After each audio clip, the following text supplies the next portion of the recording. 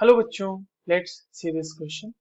Leaching the silver and gold metal with cyanide यानी Cn minus. Options are: is oxidation reaction, is complexation reaction, is reduction reaction. Option 4 says is both 1 and 2.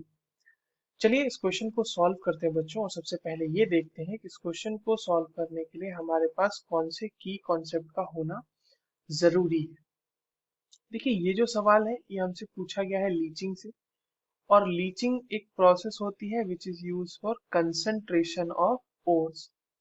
ठीक है, concentration of ores. और इसमें भी हमें बहुत ही specific होके इस क्वेश्चन में पूछा गया है लीचिंग. और वो किसका पूछा गया है बच्चों? तो leaching of silver and gold, gold metal, right. और वो भी किसके साथ? विद Cn माइनस के साथ. देखिए, इसके रिएक्शंस जो इन्वॉल्व होते हैं वो हम लोग देख लेते हैं वो फटाफट. मैं जनरल रिएक्शन लिख रहा हूँ. Leaching for silver and gold, यहाँ पर जो M होगा वो हमारा सिल्वर हो सकता है या फिर गोल्ड हो सकता है.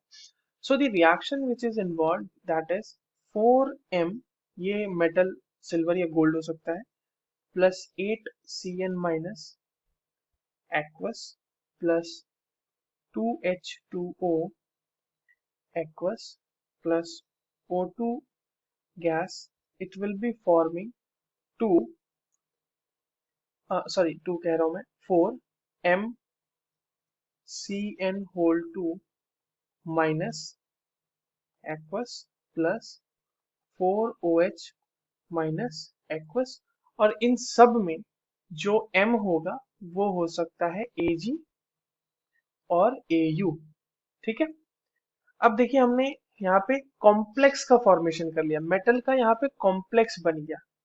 तो मेटल कॉम्प्लेक्स अगर बना है तो ये एक कॉम्प्लेक्सेशन रिएक्शन तो होगी, राइट. मेटल कॉम्प्लेक्स बन गया तो कॉम्प्लेक्सेशन हो गया ना यहाँ पे, कॉम्प्लेक्सेशन रिएक्शन.